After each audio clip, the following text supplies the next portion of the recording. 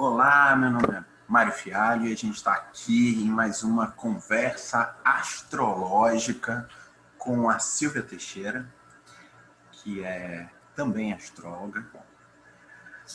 Silvia, conta pra gente, se apresenta e fala pra gente quais as perguntas que você tem pra gente hoje. Tá bem. Eu sou a Silvia, sou estudante de astrologia aqui com o Mário e a gente combinou de fazer uma conversa com algumas perguntas que interessam a mim e pode interessar mais alguém também. Podemos? Podemos? A primeira pergunta que eu separei aqui para fazer seria: a gente tem as oposições no mapa que são ângulos tensos que nós temos para resolver. E mais que nós temos consciência desse aspecto. Eu lembro de que na oposição, apesar de ser um aspecto tenso, a gente tem consciência dele. E qual a diferença dessa oposição comum para a Grande Cruz, que também é uma oposição? Não é? Que aí ela é um... E além de eu querer saber assim, que diferença faz de uma coisa para outra, essa grande cruz ela tem que ser exata para ser considerada grande cruz. Tem que estar os ângulos certinhos, o de baixo e o de cima, exatamente igual. Ou se tiver uma pequena diferença, é considerada. Aí depende... Bom, vamos lá, por partes. Galerinha, o que é uma oposição? Oposição, você tem um mapa, você tem um planeta que está a 180 graus do outro. Esse é um ângulo de convite à integração, né? Tem um planeta de um lado, um planeta do outro. Dependendo dos planetas, essas energias vão ter mais afinidade ou menos. Se forem planetas, por exemplo, Sol e Lua, né? A gente vai ter uma possibilidade de integração, às vezes, mais fácil. Se for Marte e Vênus, a gente vai ter uma possibilidade de integração mais fácil. Então, se forem planetas que fazem polaridade interna, mais fácil que a oposição possa gerar uma função de integração. Então, tem que ver cada caso. Outra questão importante é entender que, sim, as pessoas que têm oposição normalmente têm consciência daquela oposição, daquela tensão interna na psique, que é diferente da quadratura, em que a pessoa não se percebe tendo aquela atitude, tendo aquele padrão mental, e normalmente percebe assim o efeito, né? Então, por exemplo, quem tem uma quadratura de Marte, que é o que eu tenho, por exemplo, às vezes não tem muita consciência dos conflitos internos, a menos que eles apareçam. Entende? A menos que apareçam muito, você fala, nossa, mas foi eu que fiz isso. Né? Eu lembro que, por exemplo, eu tenho uma quadratura de Marte, eu lembro assim, na época do direito, né? Cara, eu ficava tão belicoso com algumas coisas que eu falei, eu fiquei com medo, assim, falei, melhor não continuar nesse caminho, não. Mas eu não tinha consciência disso, isso só aparece na ação no mundo.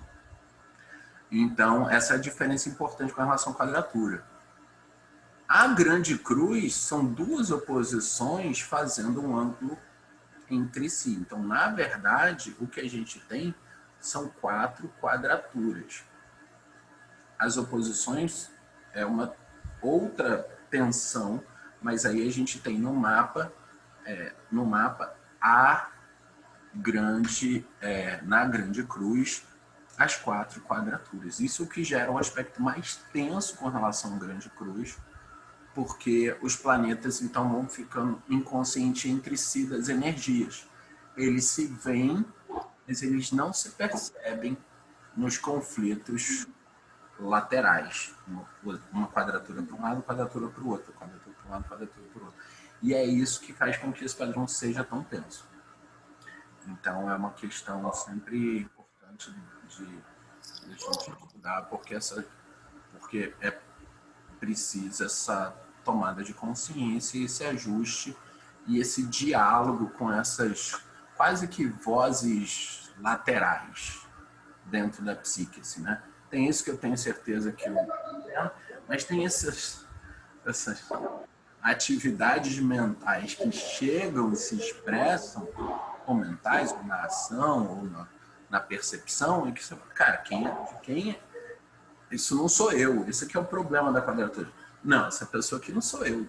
De onde vem essa voz, essa conduta, essa percepção que me faz fazer todas essas coisas, ou que me expõe a uma experiência, que eu posso ler isso internamente, ou que me expõe a uma experiência no mundo com relação a essas características. Então, essa é uma diferença importante com relação à oposição e à grande cruz, porque na grande cruz a gente tem as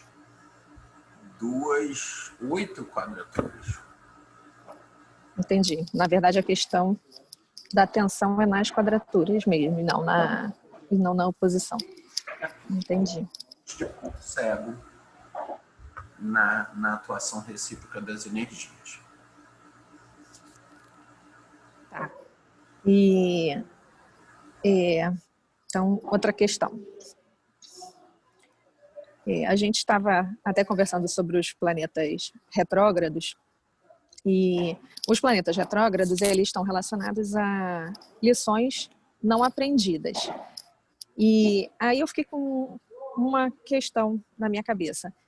Poderia a gente, na verdade, ter no nosso mapa planetas que não estão retrógrados, mas que eles poderiam ser, a gente ter alguma lição ainda para aprender dele, mas que a gente não tenha escolhido nesta experiência de agora, aprender aquela lição como se fosse uma repetência, mas que eu posso deixar assim, não, essa parte eu vou deixar isso para depois.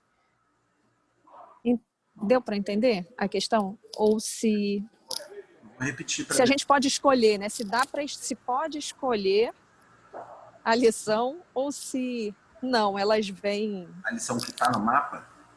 Cara, no mapa. O mapa é sempre um quebra-cabeça para a gente montar. O mapa é sempre uma gestalt para a gente fechar. O mapa é sempre uma mandala para a gente integrar. Entende? E não dá para deixar nada de fora. Não pode chegar assim, não, tem esse planeta nessa casa aqui, eu vou só esquecer dele. Entende? Não dá, porque a energia fica incompleta e aí não fecha a gestalt. A forma energética do mapa como um todo, só para quem não conhece esse conceito, em gestalt, de uma certa forma emprestada na gestalt terapia, é essa ideia de que é mais ou menos assim, você começa a fazer um desenho, você ainda não acabou o desenho, mas a pessoa no meio do caminho já sabe o que vai fechar, o que você vai desenhar. Isso é, sei lá, uma taça, entende? E aí a pessoa está ali e começa a desenhar uma taça e fala, já sei que é uma taça. Nesse momento em que a pessoa consegue fechar a ideia, embora ela nem esteja completada, é o momento em que a gestalt, o sentido, se fecha. E você pode ter, por exemplo, que é o que acontece naquelas pinturas do Escher, um duplo sentido, né? Não sei se vocês já viram aquelas figuras que tem uma idosa que vira uma velha virada com o rosto para o outro lado. Já viram essas coisas? Ou mesmo assim, uma taça que vira 2 rostos conversando. Então, quando isso acontece, a nossa atividade cognitiva ela fecha uma gestalt num sentido ou em outro sentido. O mapa tem, então, em cada uma das posições, que fechar, mas tem que fechar incluindo todos os sentidos do mapa. Quando isso acontece, aí a gente realiza o inconsciente astrológico, que é um nível de realização do mapa. Então, a partir disso, considerando sua pergunta, não dá para deixar um planetinha. Deixa ali, tadinho. Mercúriozinho tá quietinho ali e tal. Ou qualquer outro planeta. Não vou mexer nele não, sabe? Qualquer um que esteja abandonado lá no canto. tá? Inclusive as partes menores, assim, né? Tipo Quiron, Roda da Fortuna. Quanto mais integração a gente fizer dos nossos planetas e das funções entre eles, melhor, mais colorida fica a vida. Entendi. Faz todo sentido. Dentro dessa pergunta, acho que faz sentido essa outra. No momento em que se faz um planejamento encarnatório, nesse momento é definido já essas posições astrológicas? Isso pode ser definido antecipadamente? Isso sempre depende do nível de consciência do ser que está vindo, né? Isso é uma questão. Assim. A pessoa fala assim, fui eu que escolhi meu mapa? Às vezes não. Às vezes teu mapa é só fruto de um mecanismo evolutivo em que ainda não emergiu um nível de consciência suficiente do próprio mecanismo reencarnatório, por exemplo, para a pessoa, entre uma vida e outra, ter lucidez para tomar escolhas conscientes com relação à próxima vida. Então, isso era muito frequente na condição planetária, e cada vez mais os seres que estão encarnando numa condição mais lúcida com relação à própria encarnação. A gente está num processo de transição. Quem faz uma bela descrição disso é o pessoal da Conscienciologia, que descreve que a partir da Segunda Guerra tem uma virada evolutiva no planeta que começa a vir consciências um pouquinho mais avançadas, porque a gente atingiu um momento perigoso do planeta, que era explodir o planeta inteiro. Atenção! Saudações vizinho, né? Porque a vizinhança tem que ir lá fazer intervenção. Então, olha só, o pessoal da Terra atingiu condições de explodir o planeta inteiro e acabar com a vida no planeta. Temos que ir lá garantir que isso não vai acontecer, porque isso gera uma disruptura na vizinhança inteira. Então, a partir desse momento, principalmente, o nível de preparação encarnatória aumenta. Tá? Então, se for uma consciência que teve mais lucidez na hora de encarnar, pode, inclusive, dependendo da perspectiva, calcular todo... Porque as pessoas às vezes não têm essa noção, né?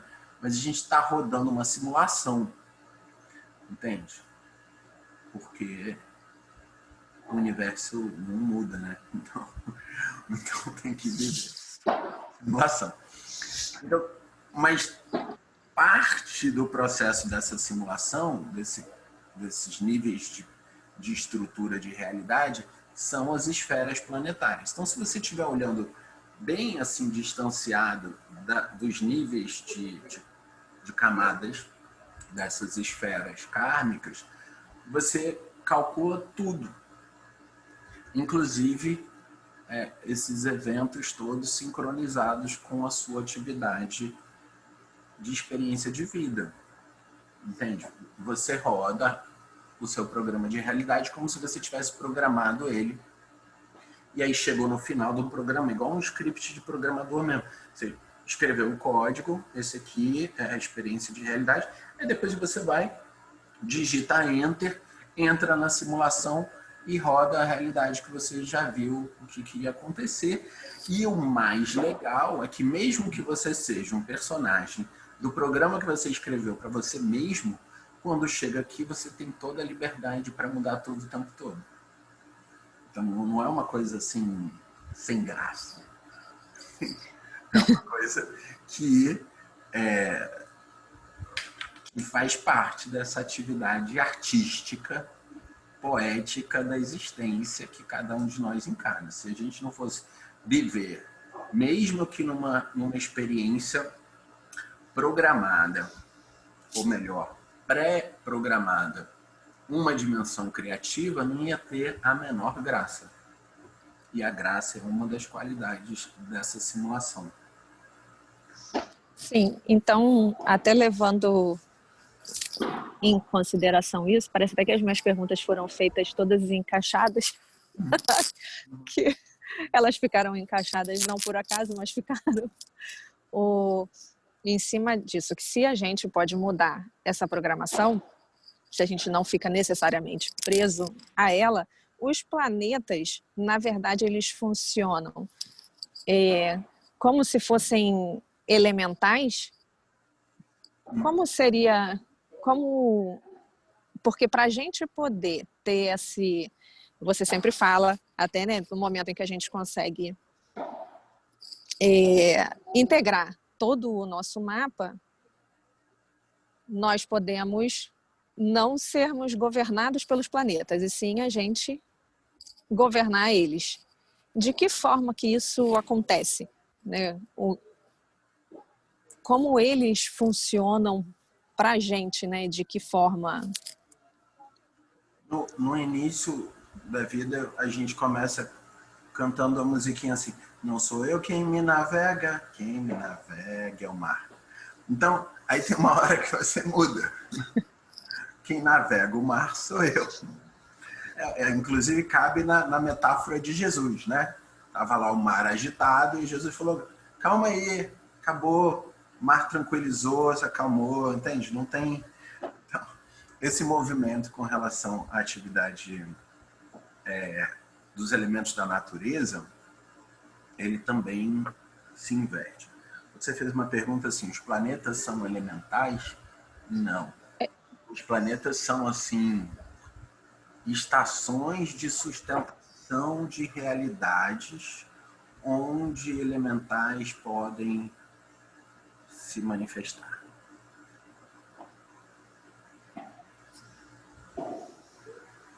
Isso mesmo. Tá. Ou são esferas de realidade. Vou usar uma outra linguagem. Assim, tá? Agora, eles são seres. São seres. Você pode interagir com ele, pode aprender, pode conversar, pode... Só que eles modulam sustentações de realidade. O que a gente pode fazer é que as emanações dessas realidades, a gente pode transformá-las. Isso sim. Entendi. Isso sim. Entendi. O que acaba numa resultante em que você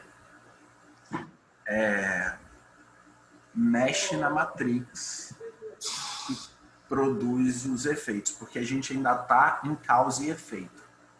A gente ainda está modulando causa e efeito a partir de uma perspectiva sem causa e efeito. Entendeu? Então, na astrologia tem essa conversa, assim, né? Os astros... A gente está em causa e efeito como nós, pessoas, consciência, ou como o planeta? Então, na astrologia tem essa questão. A astrologia, ela é uma força do destino, né? Então, ela é um fardo, ela é um fardo a ser sustentado. É alguma coisa que nos é imposto.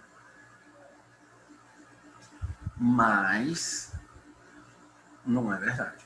Porque você pode chegar e na mesma dimensão da tradição cristã e falar: não, eu me perdoo e eu quero que o meu fardo e o meu jugo seja leve, e acabou. Para simplificar assim o negócio. Uhum. Entendi. Aí você Entendi. recebendo repercussões negativas desse processo. Ou você pode querer também, né? E aí tudo é uma conversa sua com a atividade criativa em você, entende? Do que você está alimentando de experiência e de estrutura de crença e de atividade criativa. Isso depende, e o nível de consciência com relação a isso varia ao infinito, assim, literalmente ao infinito. Então, em que você produz efeitos que podem surfar na onda das experiências planetárias. Tá. E... Não, fez sentido. Faz total sentido. Aí, completando também, a astrologia está sempre evoluindo. Né? A questão da astrologia evoluir o tempo todo. No que ela evolui o tempo todo, ela... A astrologia está sempre revoluindo. É de evolução e revolução o tempo todo dos planetas. Então, aí essa evolução e revolução dos planetas, ela não está presa ao aparecimento de novos planetas, em que a gente passa a descobrir novos planetas. Os próprios planetas que a gente já conhece, eles também vão mudando a energia deles? Também porque, por exemplo, a gente não viu o Plutão em todos os signos ainda, entende? Então, mesmo a gente não viu Quirón em todos os signos. Então, mesmo os planetas que já estão aí com a gente há bastante tempo, falando de algumas décadas, a nossa perspectiva com relação a eles vai evoluindo, né? Por exemplo, esses dias os chineses botaram uma sonda no lado escuro da Lua, que é uma dimensão importante da psique, né? Está relacionado com Lilith, está relacionado até com a ideia da gente ter um inconsciente. Entendi. O que é isso? Assim, tudo bem, todo mundo tem inconsciente, mas tem uma dimensão do inconsciente que a gente acessa e tem uma dimensão do inconsciente que a gente não acessa facilmente. Integrar esse caminho da perspectiva da humanidade sobre a evolução, sobre o horizonte de sentido, esse é um termo lá do Heidegger, o horizonte de sentido da experiência do ser dentro do sistema solar e adiante, vai mudando. Isso tem uma implicação, porque isso muda a nossa perspectiva. Só para trazer uma ideia mais clara, assim, o que foi a descoberta lá do caminho das Índias, do périplo, qual que é o nome do cara lá? É o Magellan? Não. Qual que fez a circunnavegação? Eu não sei se foi o Vasco da Gama mesmo, enfim. Um desses almirantes portugueses, você falando aí de Portugal, um desses almirantes portugueses saiu, percorreu as Américas e tal, passou pelo Cabo, foi à Índia, depois voltou pela África e falou, dei a volta ao mundo. Entende? Enquanto isso, os caras antes achavam que se você fosse navegando, você ia cair. Essa galera da Terra plana, que existe mentalidade medieval em todo lugar, que acha que vai até ali e vai cair num abismo que acaba porque a Terra é plana. Entende? A mesma coisa aconteceu lá quando o Neil Armstrong foi e viu a Terra e a frase dele, ícone, a Terra é azul. Essa perspectiva global de percepção da nossa identidade a partir do cosmos, ela produz muito sentido psíquico interno e vice-versa, porque o horizonte possível de sentido se expande muito. A mesma coisa acontece quando a gente vai descobrindo novos planetas ou novas posições com relação à nossa situação diante do cosmos, né? E aí cosmos com K maiúsculo diante da ordem universal. A mesma coisa acontece quando tem uma mudança de paradigma na ciência, né? Até, obviamente, ela ela repercutir. Então, por exemplo, a ideia da física quântica e certos atributos da consciência nessa questão, mesmo que de uma forma assim meio metafórica, sem nenhum prejuízo desse termo, assim, ela nos expande para um uso de compreensão de linguagem que logo produz experiência de sentido que é diferente. Então, a ideia de que a consciência não está no tempo, no espaço, hoje é uma ideia que vai cada vez mais se popularizando. Antes você tinha que pegar um texto clássico lá da tradição budista e ficar, sabe, tipo, o que o cara está querendo dizer aqui, que eu não sou nem um, nem dois, o que isso quer dizer? Não um, não dois, sabe? Era mais difícil. Hoje você tem uma série de elementos da física que podem, talvez, nos colocar essa ideia de não localidade da consciência, de que você não precisa estar num ponto para existir, e etc. Tá?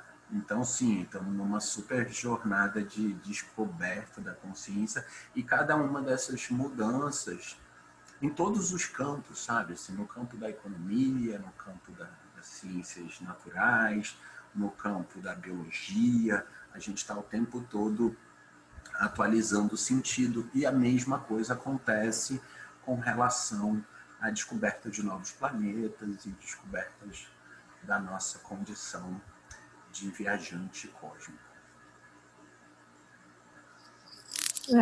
Muito legal. E é isso. Muito bem. Foi muito bom. Foi uma conversa astrológica com a minha amiga Silvia Teixeira, e a gente vai gravar outras conversas aí nas próximas semanas, dias, meses, anos, eras. Quem sabe estaremos aqui. Então, se você gostou dessa conversa, tem outras conversas astrológicas gravadas no nosso podcast de astrologia. Curte o canal, dá um joinha e faz aquelas coisas que todo mundo que é youtuber pede para você fazer. Beijo, queridos. Até.